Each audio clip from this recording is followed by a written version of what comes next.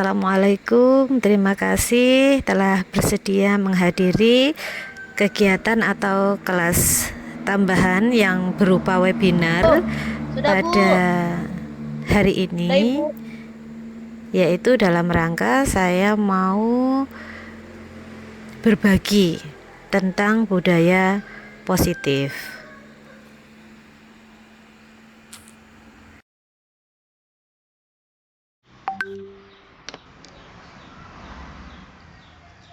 Bagaimana Bu Sarnawiyah? Bu Susilastri?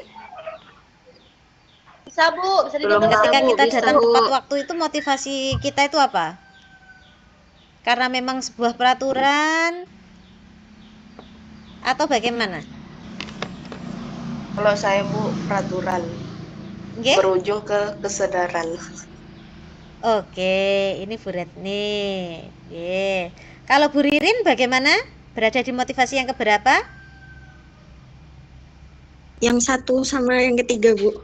Yang satu sama yang ketiga. Oke, nggih. Ini gunanya di sini kita itu merefleksikan diri kita, nggih. Kita merefleksi sudah berada di motivasi yang mana. Oke. Nggih, terima kasih. Selanjutnya kita ada di posisi yang ketiga nih sekarang. Bila di sekolah kita itu ternyata nggak ada aturan yang mengharuskan kita datang tepat waktu, juga nggak ada teguran bagi guru yang datang terlambat, dan tidak ada juga atasan yang memuji.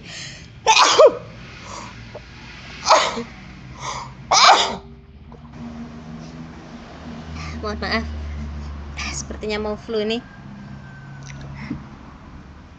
Lalu apakah kita akan datang tetap pada waktu yang sudah ditentukan, atau kita bisa lambat-lambat, atau bagaimana? Ayo, ini cerminan dari kita aja. Datang tepat waktu, Bu. Tepat waktu, Bu. Nanti gajinya datang tepat waktu, Bu. Tetap datang tepat waktu. Oke. Boleh tahu alasannya kenapa? Kan sudah tidak ada peraturannya nih. Karena tanggung Tapi kan akhirnya dari yang wali murid itu, Bu, kalau lihat gurunya terlambat, kasihan kan anaknya, mereka dibimbingnya lebih telat waktunya. Oke. Kalau saya, Bu, kan kalau kita jadi guru itu kan digugu dan ditiru. Kalau semisal kita disiplin datang tepat waktu, otomatis nanti murid kita juga nyontoh kita datang tepat waktu juga. Berarti menciptakan keteladanan. Oke, terima kasih. Bu Erniati? Bagaimana Bu Erniati? Kalau saya, Bu, yang pastinya tetap hadir walaupun aturan itu tidak ada, karena saya masuk motivasi kedua untuk mendapatkan imbalan karena hidup butuh. Kita bekerja, pasti membutuhkan penghasilan begitu. Pekerjaan dan penghasilan balance. Terima kasih. Oke. Jadi ini yang dimaksudkan oleh Bu Erniati ini dalam bentuk finansial. Kalau itu kita tidak menghindari ya. Ya, sama-sama ini. Kalau semuanya di situ ini adalah titik beratnya nih. Oke. Sekarang kita ke nomor yang keempat. Menurut kita semua, dari 3 jenis motivasi tadi, motivasi mana yang paling banyak mendasari perilaku murid-murid kita? Ini ke murid-murid nih, bukan ke kita nih. Misalkan anak-anak untuk mengikuti peraturan itu masih ada di posisi yang mana? Untuk melakukan disiplin positif. Yang pertama kayaknya. Yang pertama. Karena umumnya karena dulu waktu sekolah saya juga takut dihukum, jadi ikut aturan. Oke. Berarti masih di posisi yang pertama nggih anak-anak nggih. Oke. Nah, anak-anak itu melakukan suatu kegiatannya karena menghindari rasa tidak nyaman dan takut untuk dihukum. Lalu, apakah selama ini kita sudah menerapkan strategi untuk menanamkan disiplin positif pada anak-anak kita semua? Misalnya nih, sebelum melakukan kegiatan berdoa. Kemudian sebelum kegiatan belajar cuci tangan dulu dan sebagainya. Mungkin sudah ada yang menerapkan disiplin positif di sekolah, boleh berbagi? Sudah, Bu. Silahkan, bagaimana? Kalau di kelas saya, karena kan saya kelas 2 ya, Bu ya. Biasanya saya itu pagi anak-anak itu udah berbaris dan masuk kelas itu berdoa terlebih dahulu. Sebenarnya saat berdoa anak-anak kan ada adab mengangkat tangan. Nah, saat mengangkat tangan tidak hanya anak-anak saja yang mengangkat tangan, tapi gurunya juga ikut mengangkat tangan dan khusyuk berdoa. Seperti itu. Jadi antara guru dan murid itu udah harus sama, artinya ada juga guru nih yang nggak mau ngangkat tangan kayak gitu. Terus kalau saat kayak gitu sih Bu, kalau di kelas saya kayak gitu. Jadi memang gurunya juga harus mencontohkan terlebih dahulu sehingga anak-anak juga akan ikut nih karena gurunya juga ngangkat tangan gitu. Berarti keteladanan lagi nih. Oke, lanjutnya mungkin yang mau berbagi silakan, bagaimana disiplin positif yang diterapkan di sekolah?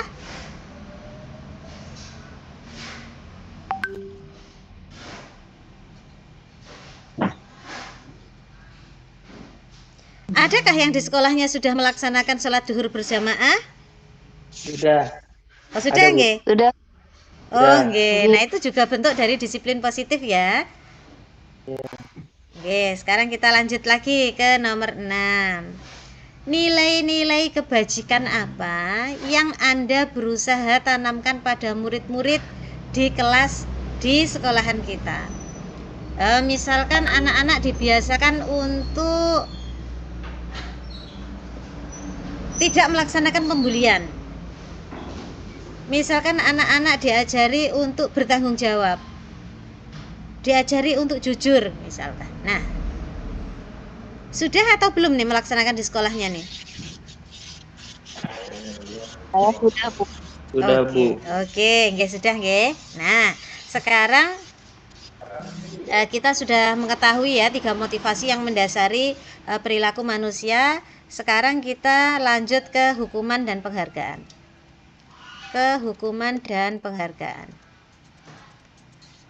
Nah, ini adalah salah satu contoh kasus. Ada anak namanya Iva, itu kurang menguasai pelajaran matematika. Sehingga pada saat pelajaran tersebut berlangsung, dia lebih banyak diam. Dia mencari kesibukan dengan menggambar di buku pelajarannya.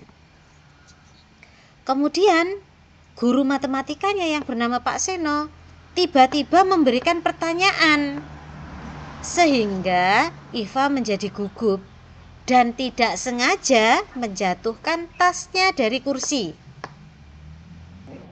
Wah, seluruh kelas jadi tertawa riuh nih melihat perilaku Iva. Kemudian Pak Seno itu tetap membiarkan teman-temannya menertawakan Iva. Tentu saja Iva jadi malu luar biasa. Malah Pak Seno itu meminta Iva untuk maju ke depan, berdiri di depan kelas sambil menunjuk hidungnya sendiri. Nah, karena tidak bisa menjawab pertanyaan Pak Seno tadi. Wah, kelas makin riuh. Anak-anak semakin tertawa gemuruh nih melihat Iva memegang ujung hidungnya sendiri.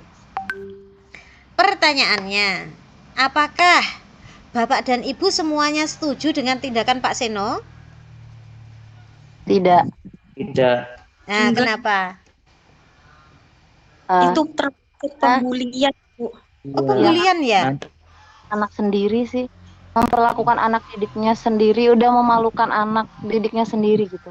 Nanti jatuhnya di kemudian hari dia jadi mentalnya terganggu, mungkin kepercayaan dirinya jadi tidak ada, jadi takut.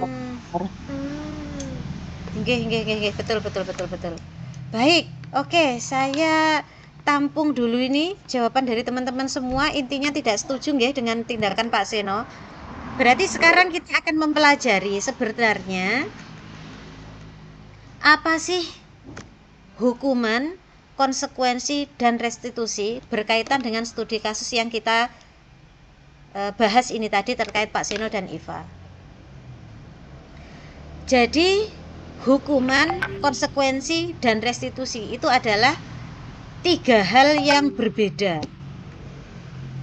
Mari ya kita lihat. Perbedaan tersebut ada di sini. Hukuman yang kita berikan kepada anak itu berupa sesuatu yang harus terjadi, sifatnya itu menyakiti kepada anak.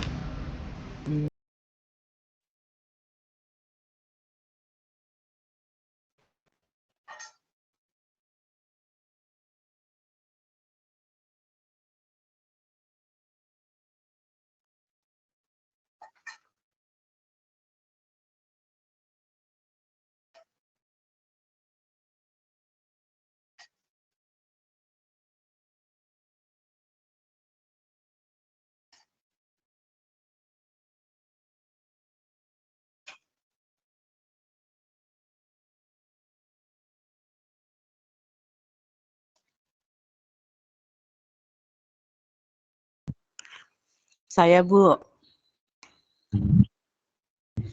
Menurut saya, menjadi seorang guru itu harus memiliki tanggung jawab, disiplin waktu, dan yang terpenting lagi ada atau tidak adanya pemimpin itu, yang dihadapi seorang guru itu adalah benda hidup menurut saya. Jadi ketika kita sebentar saja lambat dari jam masuk sekolah, mereka bukan diam di kelas, tapi bubar. Sekalipun itu sudah dilonceng 7:30.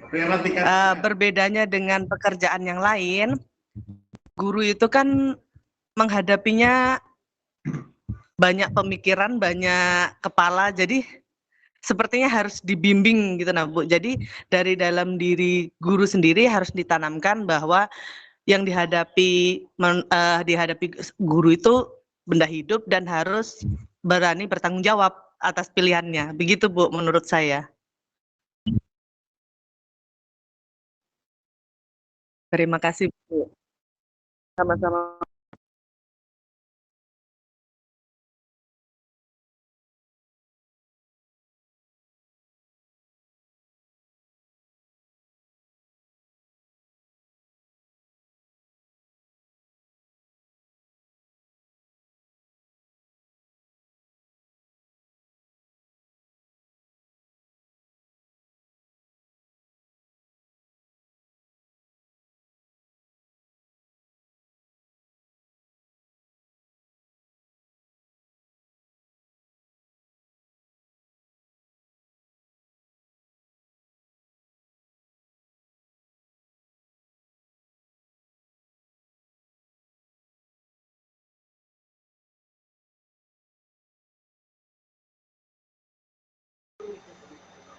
Izin menjawab, Bu. Menurut saya, sebagai seorang guru, walaupun tidak adanya pemimpin, terus apa ini tadi guru, tidak ada teguran, tidak ada pujian, kita harus tetap mengajarkan anak-anak, Ibu, karena sebagai seorang guru tanggung jawab kita itu terhadap anak-anak, bukan terhadap orang lain gitu. Kalau untuk yang lain itu menurut saya itu kewajiban ya Bu ya, maksudnya kayak harus datang tepat waktu, terus dipuji dan tidak dipuji itu tidak itu hal yang di belakang gitu. Yang paling utama itu adalah kita bertanggung jawab terhadap murid-murid yang harus kita ajarkan. Seperti itu, Bu. Oke, terima kasih. Oke, terima kasih Bu Septi. Satu lagi, monggo. Saya, Bu. Oke, Bu Leli, silahkan Bu Leli. Bagaimana nih kita melihat untuk kasus yang nomor 3 ini tadi? Kalau menurut saya Bu ya, dipuji datang terlambat. Kalau bagi saya sebagai seorang guru, kita itu harus tepat waktu. Kenapa? Karena kita sudah ada aturan masuk jam sekian dan pulang jam sekian. Jadi kalau memang dari atasan tidak ada teguran atau pujian, itu bukan itu tergantung dari pribadi gurunya sendiri, karena sebagai seorang guru itu tanggung jawabnya adalah mengajar saat di dalam kelas. Jadi kita harus mengikuti aturan yang turunnya jam 7:30, pulangnya jam sekian. Jadi kita harus datang tepat waktu dan mengajar murid-murid di dalam kelas, Bu. Oke, terima kasih Bu Leli. Makasih ya Bu Leli. Ya, Bu. Nah, terus sekarang kalau kita melihat ke murid-murid kita di sekolah, melihat murid-murid kita ya di sekolah ini. Nah, dari ketiga motivasi yang tadi sudah disampaikan, kira-kira anak-anak itu melakukan kegiatannya di sekolah itu karena motivasi yang mana? Kalau di sekolah nih, melihat murid kita, anak-anak mau datang ke lapangan untuk mengikuti upacara, kemudian mau tenang di kelas, mau mengerjakan tugas, mengumpulkan tugasnya. Nah, itu kira-kira anak-anak ini berada di motivasi yang mana?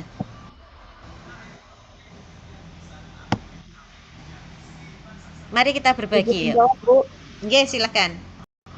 Kalau untuk saya, mungkin kalau yang upacara ataupun menyapu, jadwal piket atau segala macam, mungkin itu lebih ke satu ya Bu ya, untuk menghindari ketidaknyamanan atau hukuman dari guru. Nah, tapi untuk mengerjakan tugas, biasanya anak-anak itu lebih ke ingin mendapatkan imbalan serta penghargaan dari orang lain. Maksudnya ingin mendapatkan imbalan itu kan dan penghargaan itu kan nilai ya, karena mereka maunya dinilai. Pada saat tidak dinilai pasti mereka kecewa. Oke, terima kasih. Berarti gambaran murid-muridnya Bu Septi ada di nomor 1 dan nomor 2. Bagaimana gambaran murid-murid dari ibu guru yang lainnya? Pak Gunawan boleh berbagi, Pak Gunawan? Ini yang punya cerita yang seru ini Pak Gunawan, bagaimana? Atau Bu Sarifah, monggo. Oh, Bu Sarifah keluar jaringan ini sepertinya. Monggo Pak Gunawan, bagaimana? Silakan berbagi, kira-kira murid-murid kita di sekolah itu berada di motivasi yang mana? Nomor 2 katanya Bu Rosa di kolom chat. Oke. Nomor 2 berarti karena menginginkan imbalan, menginginkan pujian, menginginkan hadiah. Oke, ini mungkin dalam pengerjaan tugas ya, seperti yang disampaikan oleh Bu Septi tadi. Oke, kita lanjutkan dulu. Kita kembali ke sini. Nah, karena anak-anak kita pada umumnya itu berada di motivasi yang satu dan motivasi yang kedua. Kemudian, apakah Bapak dan Ibu di sini sudah punya strategi untuk menanamkan disiplin positif nih pada murid-murid kita? Terus bagaimana hasilnya? Saya, Bu. Oke, silakan. Kalau saya, Bu, disiplin dalam kelas itu, misalnya anak-anak kalau upacara kan Bu, di sini kalau tidak lengkap kan didirikan di samping tuh Bu. Jadi nanti kalau sudah mereka dihukum di kelas, kalau di lapangan, terus di kelas saya hukum lagi Bu, biar mereka itu efeknya jera. Jadi mereka selanjutnya tidak mengulangi lagi. Begitupun di dalam kelas. Kalau seandainya ada PR atau tugas yang tidak mereka kerjakan, saya beri sanksi, contohnya seperti diri di depan kelas, atau saya menghukum dengan cara memungut sampah sebanyak 50 biji. Jadi mereka jera dengan tindakan yang mungkin nanti tidak diulang lagi, Bu. Wah, luar biasa Bu Leli. Oke, artinya ini berada di motivasi yang pertama ya, untuk menghindari hukuman. Jadi kalau anak-anak itu upacara datang terlambat upacara, atau upacara itu mereka rame sendiri, oleh Bu Leli diberi sanksi, bisa berdiri di depan kelas atau memungut sampah. Begitu ya? Iya, Bu. Oke, oke. Ayo yang lain bagaimana? Adakah yang misalkan tidak mengerjakan PR kemudian anak-anak disuruh menulis berapa banyak begitu? Masih ada ya? Atau mungkin ada sanksi yang lain?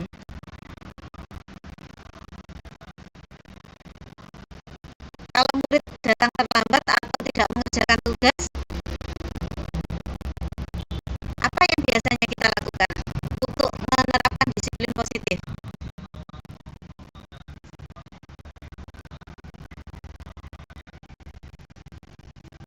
Monggo, Ibu Julia, boleh berbagi Bu Julia, bagaimana menerapkan disiplin positif? Oke, Bu Hasriati, monggo. Bagaimana Bu Hasriati? Ya saya Bu, Oke, cara menanamkan nilai positif terhadap siswa saya.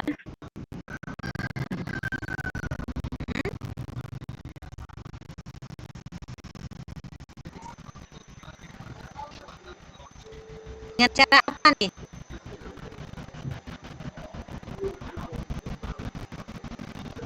Maaf, Dengan cara Dari apa Bu jaringan. Hasriati? Oh, jaringan, oke. Ibu, mohon maaf tadi mati lampu. Oh, nggih. Contohnya ya Bu, Nggih. jika siswa saya terlambat atau misalnya tidak mengerjakan tugasnya tepat waktu, saya memberi hukumannya itu supaya dia jera. Contohnya menyuruh siswa saya berdiri di kelas atau di tempat duduknya, tapi tugasnya itu tetap dikerjakan sampai misalnya istirahat. Jadi anak-anak itu ada rasa jerah kayak gitu Bu. Berdiri di tempat duduknya, Bu. Ya, Bu, tapi tetap mengerjakan tugasnya, PR-nya, Bu. Berdiri di atas kursi maksudnya. Bu, di tempat duduknya, Bu, Oh, maksudnya di bangkunya ya. Di bangkunya. di bangku maksudnya. Oh, nggih. Oke. Berarti artinya tetap mengerjakan tugasnya tadi, nggih. Yang membedakannya yang anak-anak yang tidak mengerjakan yang berdiri, yang anak-anak yang mengerjakan duduk, Bu. Oke, terima kasih. Terima kasih. Oke, terima kasih Bu Hasriati. Nah, ini bisa jadi gambaran untuk kita semua nih. Nah, kemudian berarti itu tadi adalah menggambarkan bagaimana suasana kita di kelas. Nah, kalau nilai-nilai kebajikan atau ini yang biasa kita sebut dengan profil Pancasila. Nah, profil Pancasila itu punya nilai-nilai kebajikan seperti mandiri, bertanggung jawab, kemudian aktif, mau bekerja sama, nalar kritis, melalui pembiasaan-pembiasaan, misalkan berdoa sebelum memulai kegiatan, kemudian merapikan kembali alas tulisnya setelah belajar dan sebagainya, itu masuk ke dalam nilai-nilai kebajikan. Apakah Bapak dan Ibu juga sudah menanamkan nilai-nilai kebajikan kepada muridnya?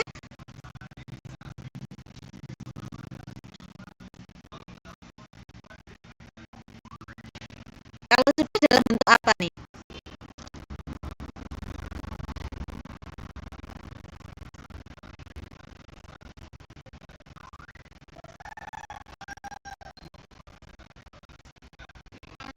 Ya, monggo. Kalau sudah, dalam bentuk apa menanamkan nilai-nilai kebajikan di sekolah? Apakah berdoa sebelum belajar? Apakah harus memakai sepatu berwarna hitam?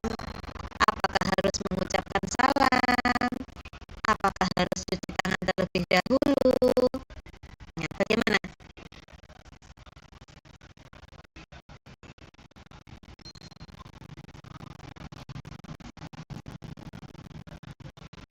Nilai-nilai kebajikan yang sudah diajarkan kepada anak-anak. ya Bu. Silakan Bu Misna. Ya, kalau untuk nilai-nilai kebajikan di sekolah saya itu biasanya Bu seperti menanamkan soal pembulian atau perundungan Bu. Nah, jadi di sekolah saya itu setiap sebelum kami mulai belajar atau sebelum kami masuk kelas, kami apel pagi dulu. Lalu dalam apel pagi itu kami selalu mengingatkan anak-anak tentang tidak melakukan perundungan. Seperti itu, Bu. Oh begitu nggih. Jadi itu melalui pembiasaan nggih Bu Misna nggih? Iya. Jadi di tempat kami, sekolah kami tuh selain perundungan juga Bu. Jadi itu selalu kami bahkan ada yel-yelnya Bu, supaya anak-anak itu kan biasanya Bagaimana yel-yelnya Bu Misna? Bagaimana Bu Misna yel-yelnya? Saya jadi malu Bu. Ini luar biasa sekali, ini insya Allah menginspirasi nih. Iya Bu. Jadi itu kami lakukan pembiasaan. Yel-yelnya itu seperti ini Bu. Stop perundungan, mari kita berteman. Jangan ada bully, jangan ada caci maki. Jaga perkataan dan jaga perbuatan. Jangan ada pertengkaran sesama teman. Jangan ada pertengkaran sesama teman. Stop kekerasan, stop perundungan, mari kita berteman. Seperti itu Bu. Luar biasa sekali Bu Misna. Oke, teman-teman mari kita beri aplaus untuk Bu Misna. Luar biasa sekali ya. Wah ini dapat jempol dari Bu Julia. Wah luar biasa sekali. Jadi stop perundungan, mari kita berteman. Gimana Bu sampai saya terus tadi? Oke, wah luar biasa. Nah, Bu Misna nanti saya minta lirik lagunya Bu Misna di apa namanya di grup kita nggih.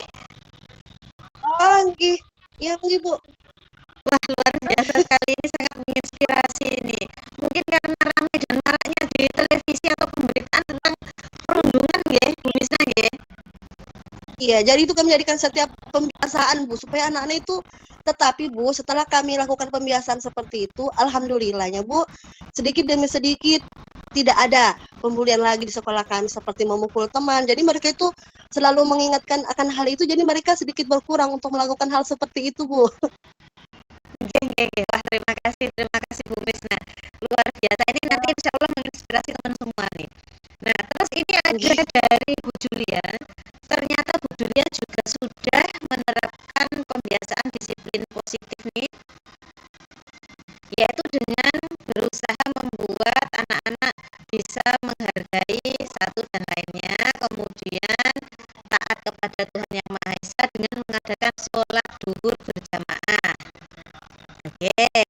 Bagus juga ini mengadakan sholat duhur berjamaah. Kemudian Bu Leli, wah apresiasi untuk Bu Misna ya, yel-yelnya memang bagus.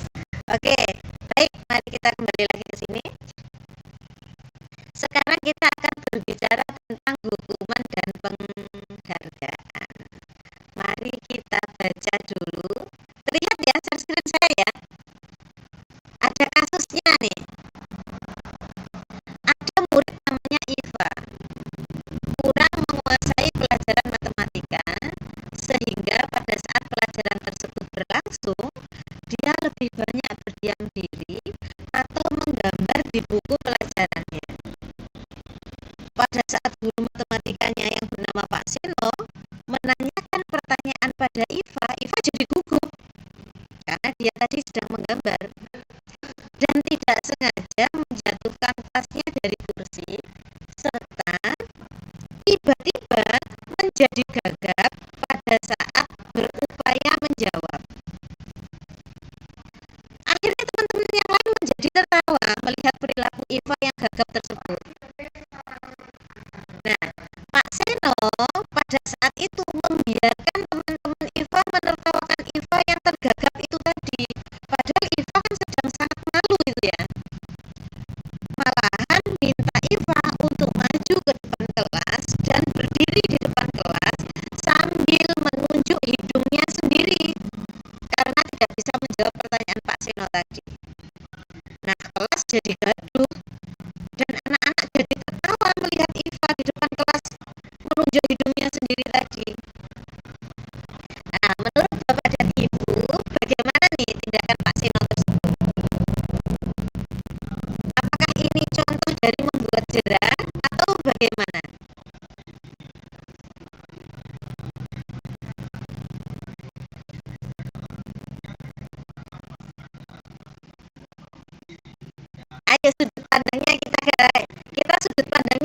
jangan hanya menjadi Pak Seno aja, tetapi kita juga punya sudut pandang kalau kita jadi IVA. Ayo, monggo. Ayo Bu Leli, bagaimana Bu Leli? Saya Bu, Nggih. kalau saya Bu tidak setuju dengan perlakuan Pak Seno karena kita sebagai guru boleh Bu bertanya kepada murid, tapi tidak untuk membiarkan murid lain mentertawakan dia. Kita sebagai guru harus bisa menenangkan dalam kelas saat murid lain mentertawakan murid yang bernama IPA tadi Bu. Mungkin itu aja Bu. Oke, terima kasih Bu Leli. Nah, kalau dari tadi kok Ibu terus ya? Bapak kok nggak bersuara nggih? Monggo Pak Gunawan, saya minta untuk memberikan pendapatnya bagaimana, atau Pak Arif. Saya ingin tahu nih.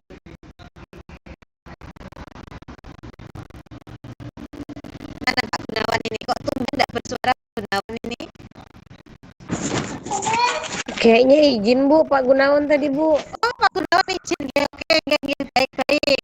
Kalau gitu Ibu Eka Rohana, bagaimana pengalamannya ini melihat kasus seperti ini? Bu Ika boleh juga memberikan pendapatnya bagaimana tentang tindakan Pak Seno ini? Satu lagi.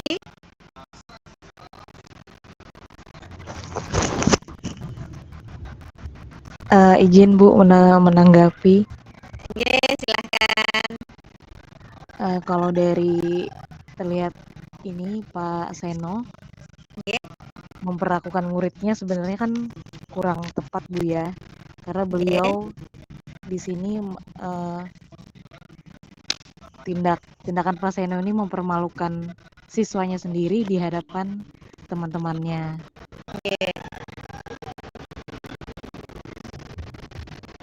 Mungkin kan kalau dari sudut pandang Pak Seno ini kan Pak, ini Bu ingin memberikan hukuman kepada siswanya, tetapi tindakannya sebenarnya tidak benar. Karena yang satu biasanya kan Bu, anak murid ini ada mungkin dia bisa sedikit trauma karena dipermalukan tadi di hadapan murid yang lain. Mungkin kalau misalkan berkaca dari, kalau ini di sekolah saya berkaca dari guru yang lain Bu. Jadi misalkan ada siswanya yang di saat pelajaran di kelas tidak memperhatikan atau mungkin perilakunya tidak sopan, itu mereka dipanggil ke kantor, atau misalkan biasanya gurunya ini waktu lagi di kantin kan Bu berdua ngomong santai dengan siswanya, jadi supaya siswanya ini terbuka. Kadang-kadang kan Bu, siswa sekarang mungkin ada masalahnya yang dipendam sehingga mempengaruhi cara belajarnya di kelas. Nah, kadang-kadang guru nggak sampai ke sana melihatnya, oh siswa ini kenapa di kelas ini. Luar biasa Bu Leli. Terima kasih Bu Leli atas ternyata punya pandangan yang jauh lebih luas ya. Baik, Ika Bu. Bu Leli. Ika Bu tadi Bu. Bu Ika. Loh Bu Ika ini padahal masih baru ya. Masih baru terjun dengan anak-anak ya. Tapi punya pengalaman, punya sudut pandang yang luar biasa. Ya, terima kasih Bu Ika. Terima kasih. Mohon maaf. Oke. Saya lanjutkan kembali Bapak dan Ibu. Sekarang kita akan membahas hukuman, konsekuensi, dan restitusi. Apa sih ini? Sepertinya ini istilah baru ya, yang baru kita dengar. Ini nanti akan memberikan gambaran dengan apa yang sudah dilakukan oleh teman-teman di cerita sebelumnya tadi, dengan apa yang disampaikan oleh Bu Ika barusan. Hukuman, konsekuensi, dan restitusi. Dalam menjalankan peraturan ataupun keyakinan di kelas, tadi kita sudah buat keyakinan kelas atau kesepakatan yang kita buat tadi di awal tadi. Bila ada pelanggaran, tentunya sesuatu harus terjadi. Nah, tapi kita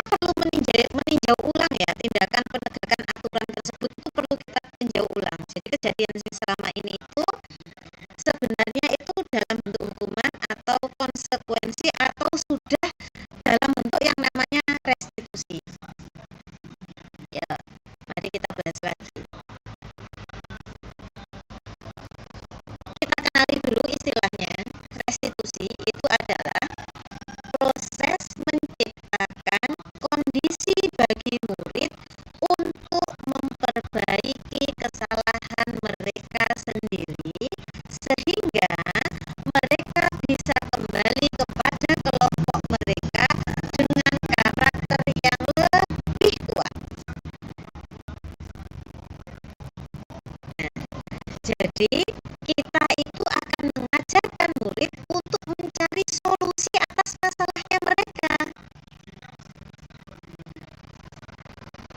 membantu murid untuk berpikir tentang orang seperti apa yang mereka inginkan dan bagaimana cara mereka untuk memperlakukan orang lain.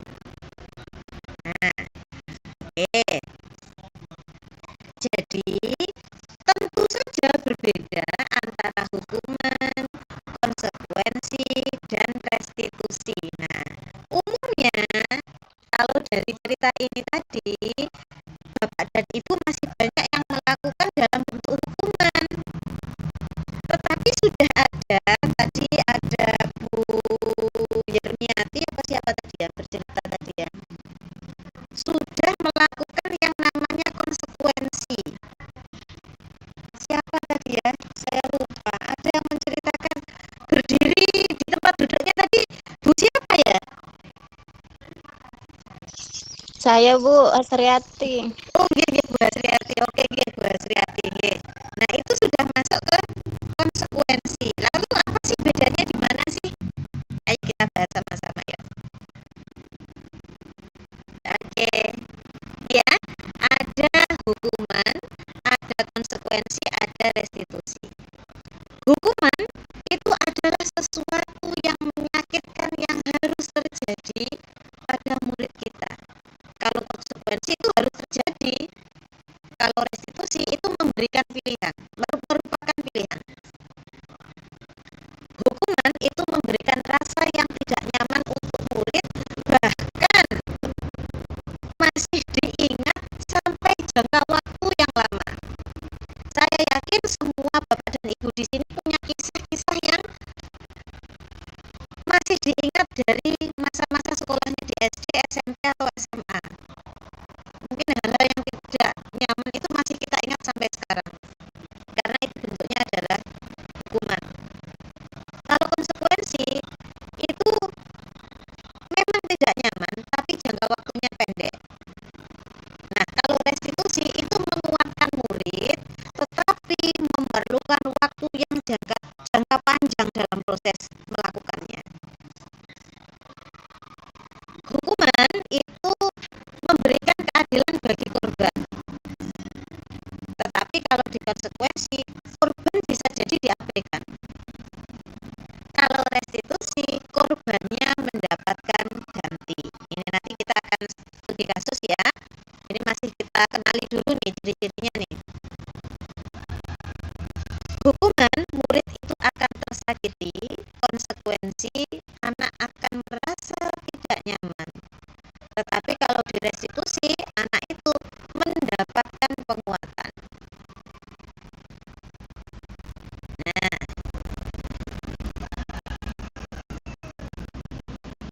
pada saat hukuman kita lakukan, anak yang kita hukum itu bisa jadi justru menjadi pasif, agresif, atau menyimpan dendam kepada kita. Tetapi kalau di konsekuensi, kita memberikan penguatan tapi jangka waktunya pendek. Kalau di restitusi, masalahnya apa, itu akan terpecahkan. Hukuman, di hukuman kita kembali ke hukuman, itu jika sistemnya tidak berjalan, murid tidak akan takut. Misalkan suatu peraturan itu tidak dilakukan pemantauan, kita teledor sedikit, anak tidak takut lagi. Dan ini bisa jadi terjadi pada kita. Ini namanya hukuman. Polisinya nggak ada, berarti kita nggak ada polisi, itu ada pelang, ada tanda rambu-rambu lalu lintas yang menunjukkan tidak boleh belok, tidak ada polisinya, kita belok aja. Nah, itu masuk ke sini ya sepertinya ya. Nanti kita kaji bersama lagi sebenarnya itu masuk kemana. Kemudian konsekuensi itu memerlukan monitoring yang terus menerus. Kalau restitusi, karena sudah pilihan murid itu tadi, murid bertanggung jawab sendiri terhadap perilakunya. Kemudian hukuman itu berlaku hanya pada sebuah institusi.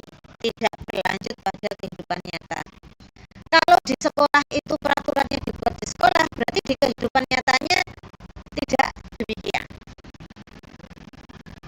Tetapi kalau konsekuensi masih berlangsung juga di masyarakat. Kalau restitusi itu di jangka panjang dimanapun berada sudah menjadi ciri atau identitas dirinya. Nah,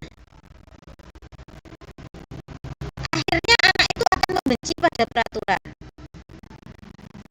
Kalau di konsekuensi anak akan menghormati peraturan, dan kalau restitusi anak akan menghormati dirinya sendiri dan juga orang lain. Ini adalah contoh kalimatnya ya, kalimat yang biasa diungkapkan. Kalau hukuman itu cenderung ke negatif nih kalimatnya. Awas ya kalau kamu sampai mengulangi lagi. Nah, kalau netral itu lakukan apa yang saya katakan. Kalau konsekuensi itu perkataannya, apakah hal ini yang sesungguhnya ingin kamu lakukan? Ini lebih menanyakan kepada alasan. Gitu, oke? Kemudian hukuman itu modenya paksaan. Kalau netral itu kita menstimulus respon anak seperti apa. Kalau restitusi itu lebih ke namanya teori kontrol. Nanti kita bahas lagi teori kontrol itu seperti apa.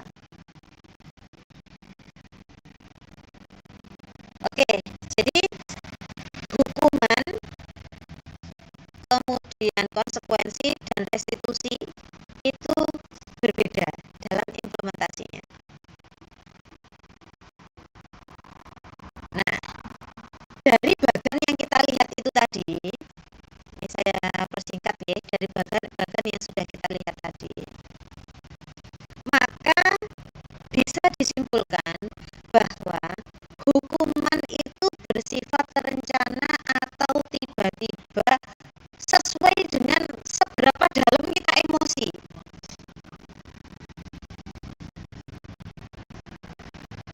Karena sifatnya hanya satu arah. Misalnya dari guru saja. Gitu. Kemudian hukumannya itu biasanya cenderung ke dalam fisik tetapi berakibat pada psikis. Dan anak-anak pasti merasa tersakiti. Ini kalau ibu-ibu ini biasanya lebih ke psikis ya, membentak, mengolok, bahkan bullying yang tadinya tidak diizinkan di sekolahannya. Ibu, siapa tadi yang memberikan punya yel-yel yang cantik tadi, Bu Misna? Itu bisa dikeluarkan oleh guru kalau kita sedang emosi memberikan yang namanya hukuman. Nah, tetapi kalau konsekuensi itu sudah disepakati dan sudah terencana. Ini Bu siapa tadi ya, Bu Hasriati tadi sudah punya pemikiran nanti anak-anak bagaimana agar tugasnya tetap terlaksana, tetapi anaknya juga punya rasa jera. Gitu. Nah, sekarang mari kita lihat nih. Dalam bagan ini menurut Ibu dan Bapak, hukuman atau konsekuensi yang nomor 1, mencatat 100 kali di dalam buku. Saya tidak akan terlambat lagi karena terlambat sekolah. Ini hukuman atau konsekuensi?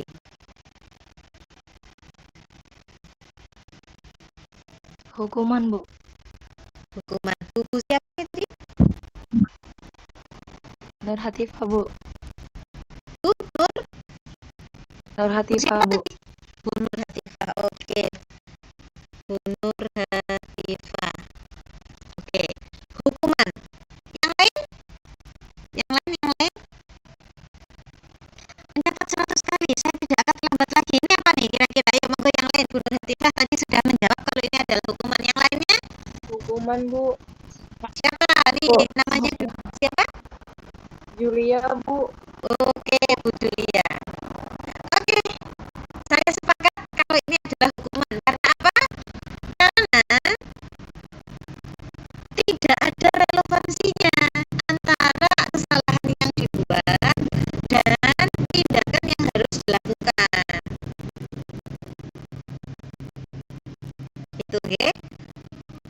Baiknya bagaimana kalau anak-anak terlambat nih? Kita apakan nih?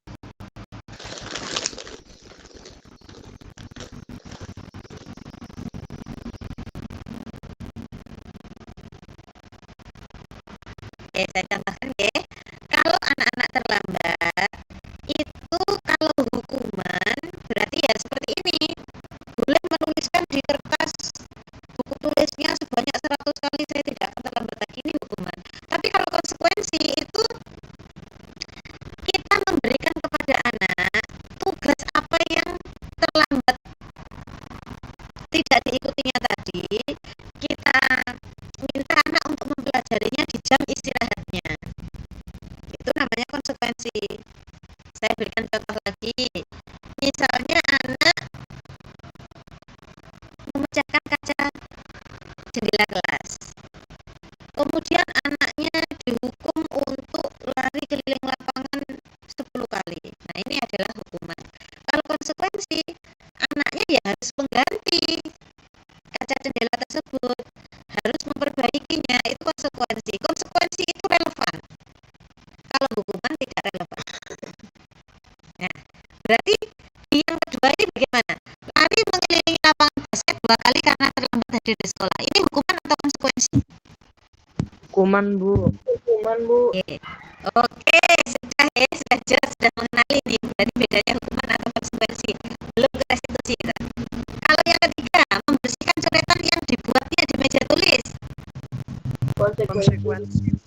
Oke, sudah kenal ya. Oke, karena sudah kenal berarti saya lanjutkan.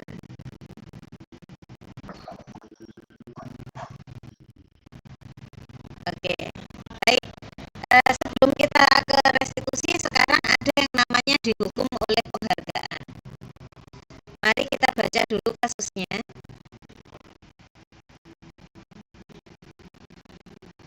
Bu Anas itu guru kelas SD, kelas 2 SD, mendapatkan masalah. Muridnya tidak bisa tertib berdiri antri di depan pintu kelas, berebutan nih ketika masuk kelas. Nah, beliaunya kemudian berpikir untuk bisa menenangkan murid-muridnya. Kemudian Bu Anas membuat stiker di depan kelas. Siapa yang sudah bisa rapi, dia diberi stiker bintang. Diberi penghargaan nih sama Bu Anas. Pada suatu hari, Bu Anas tidak bisa hadir sekolah dan digantikan oleh Pak Heru. Pak Heru tidak mengerti tentang hal yang dibuat oleh Bu Anas tadi, tidak mengerti programnya Bu Anas tadi, sehingga ketika Pak Heru masuk ke kelas tersebut, kelasnya kembali seperti semula, anak-anak tetap nggak bisa rapi, tetap berantakan, tetap berhamburan dan sebagainya. Nah, itu karena kebiasaan adanya penghargaan tadi. Artinya penghargaan yang diberikan itu tadi bersifat hanya sementara. Nah, berarti masuk ke motivasi yang kedua ya.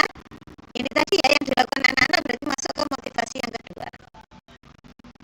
Nah, itulah kenapa sebenarnya penghargaan-penghargaan yang diberikan kepada kita itu merupakan sebuah hukuman bagi kita sendiri.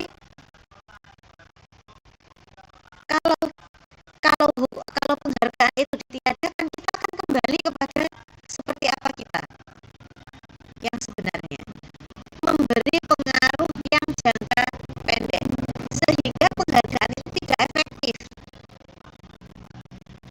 Nah, yang efektif itu adalah ketika suatu perbuatan atau perlakuan itu diberlakukan muncul dari motivasi dari dalam dirinya sendiri. Ya, namanya motivasi intrinsik.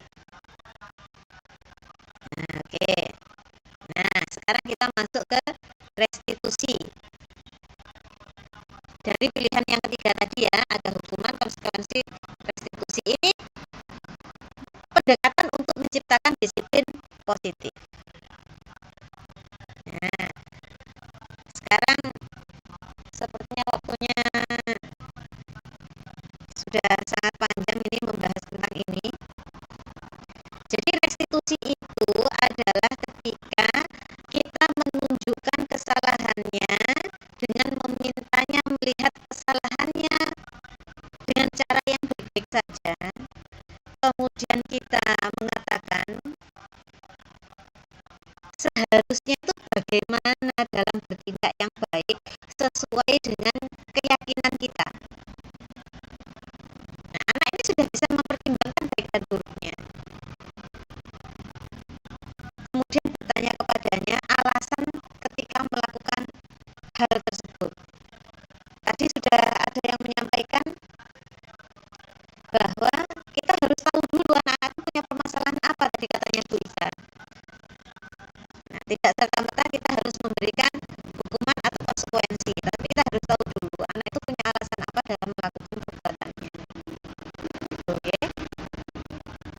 Nah, sepertinya hal ini nanti akan kita bahas lebih jauh tentang restitusi ini, bagaimana anak bisa menerapkan disiplin positif melalui restitusi, yang artinya anak bisa belajar dari kesalahannya, memperbaikinya, sehingga restitusi ini memberikan penguatan nilai-nilai kebijakan bagi anak-anak. Anak-anak berakhir mempunyai hubungan yang baik. Ya, restitusi itu tawaran, bukan paksaan kepada anak-anak. Kemudian restitusi itu menuntun untuk melihat ke dalam dirinya sendiri, ingin menjadi orang yang seperti apa sih? Nah, seperti itu.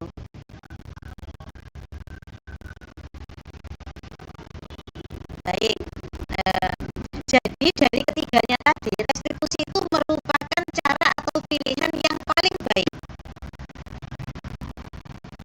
Nah, untuk sementara ini sepertinya masih banyak yang menerapkan hukuman ya ke anak-anak ya. Jadi mari Bapak dan Ibu semuanya, kita sudah mulai mengerti sebenarnya tindakan yang kita berikan kepada anak-anak untuk menanamkan disiplin positif ini melalui cara yang mana.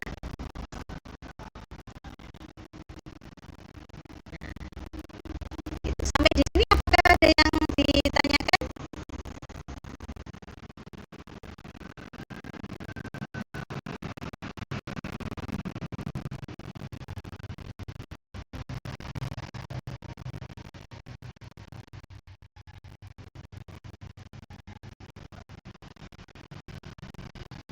Ada yang mau ditanyakan atau bagaimana?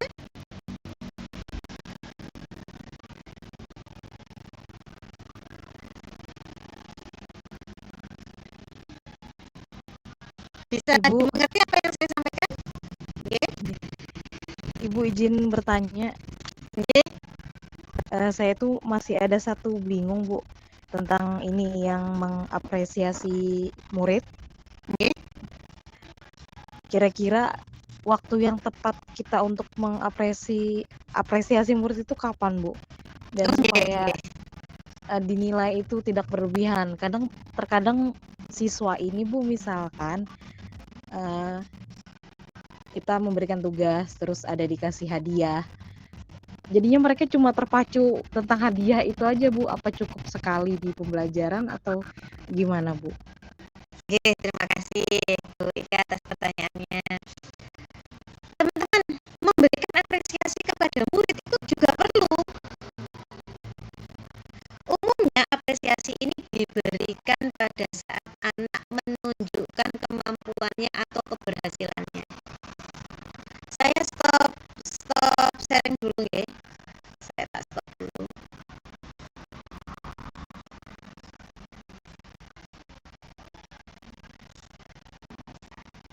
Oke. Jadi saya punya sebuah cerita nih melalui restitusi. Ada seorang anak namanya Iksan. Nah, Iksan ini awalnya seorang anak yang pendiam sekali. Tidak mau bergabung dengan teman-temannya. Kemudian di sekolahnya itu ada lomba debat. Yang ikut debat itu namanya Adit. Nah, si Adit ternyata tidak bisa mengikuti lomba debat tersebut karena sedang sakit. sakit, tiba-tiba sakit nih si adik. Akhirnya wali kelas merekomendasikan Iksan untuk ikut debat karena anaknya mempunyai pengetahuan yang luas, pintar, berprestasi. Nah, diajukan kepada kepala sekolah menyetujui, akhirnya dikirimlah Iksan mengikuti lomba debat. Setelah itu ternyata si Iksan menang. Di sekolah dia dikenali, dijuluki sebagai anak yang hebat, anak yang pintar, anak yang berprestasi. Guru-guru memberikan selamat atas pencapaian tersebut, memberikan apresiasi. Sehingga si Iksan ini akhirnya mengalami perubahan. Dari yang awalnya pendiam, akhirnya dia menjadi anak yang periang, mau bergaul dengan teman-temannya. Nah, ini sebenarnya masuk ke dalam motivasi yang kedua tadi. Ada lagi nih, cerita lagi nih. Ini adalah kisah inspiratif seorang guru les, guru kursus. Jadi dia itu diminta mengkursusi seorang anak yang anak tersebut itu adalah introvert, tidak punya rasa percaya diri, pakai masker aja setiap pertemuan, malu untuk bergabung dengan teman-temannya. Nah, guru kursusnya ini datang seminggu 3 kali. Di seminggu 3 kali di setiap pertemuan dia itu memberikan pujian. Rambut kamu bagus, kamu nampak lebih ceria hari ini, kamu cocok dengan baju warna pink, kamu sangat cantik hari ini pakai baju hijau terlihat segar. Kemudian, wah ternyata kamu sudah bisa ya mengerjakan hal yang seperti ini pencapaian yang luar biasa. Setiap hari diberikan pujian, setiap kali pertemuan ya maksudnya, setiap kali pertemuan diberikan pujian. Setelah berlangsung 4 bulan, anak ini sudah mulai melepaskan maskernya. Anak itu sudah pede bergabung dengan teman-temannya. Anak tersebut sudah bisa memajang foto profil di kontaknya. Nah, ternyata terjadi perubahan dari dalam diri anak tersebut akibat motivasi yang kedua tadi. Nah, jadi mempengaruhi, ini sangat berpengaruh. Yang disampaikan oleh Bu Ika tadi, kapan kita tepat dalam memberikan apresiasi sehingga apresiasi itu tidak dinilai sebagai sesuatu yang berlebihan. Tepat ketika apresiasi itu bisa ditujukan untuk memberikan apresiasi anak itu sendiri dan teman-teman di sekelilingnya ketika ada di dalam kelas. Misalkan selesai pembelajaran, di awal pembelajaran kan disampaikan, anak-anak siapa nanti yang mengumpulkan tepat waktu berarti adalah anak yang hebat. Jadi misalkan nih, kita membagi kelas menjadi 5 kelompok. 5 kelompok ini semuanya diberi apresiasi, tetapi dengan pencapaian yang berbeda-beda. Misalnya nih, kelompok A, luar biasa kelompok A, mari kita beri tepuk tangan. Pada pertemuan kali ini kelompok A menjadi kelompok yang paling tepat waktu dalam mengumpulkan tugasnya. Kelompok B juga luar biasa, ternyata kelompok B adalah kelompok yang mengerjakan tugasnya ini paling warna-warni ya. Ada yang memberikan gambar merah, kuning, hijau, nah penuh warna. Nah, misalkan begitu. Kelompok C, nah ini kelompok ini itu adalah kelompok yang hebat juga anak-anak, karena yang C ini tadi saya lihat semuanya aktif, jadi kompak. Nah, kelompok C adalah kelompok yang paling kompak dalam mengerjakan tugasnya. Beri apresiasi dengan sudut penilaian yang berbeda-beda. Sehingga dari apresiasi yang kita berikan semuanya berusaha bangkit. Bu, terus kalau anak yang mengumpulkan paling terakhir bagaimana? Lihat nilai positif yang mereka lakukan apa. Begitu nggih Bu Ika nggih? Iya Bu. Oke, baik, oke. Untuk sementara yang terkait dengan motivasi kemudian budaya positif saya akhiri dulu nggih. Kita akan pembahasan di yang lainnya dulu.